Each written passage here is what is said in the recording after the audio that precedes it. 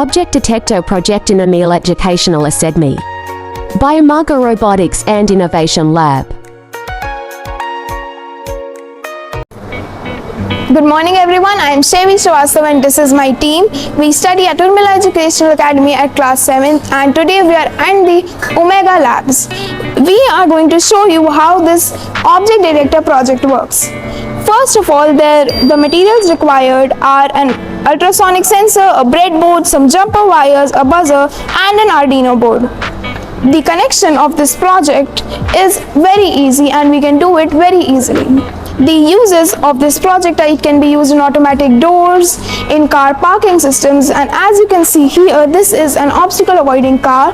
This is also made from an ultrasonic sensor.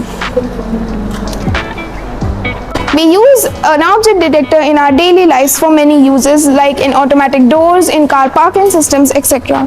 The materials required for this project are an ultrasonic sensor, a breadboard, a buzzer and an Arduino board. This project is very important and as you can see, this is an obstacle avoiding car and it is made by this project. The connection for this is ultrasonic sensor to Arduino, VCC is connected to 5 volt, GND is connected to GND, Eco is connected to 9 and Trig is connected to 10.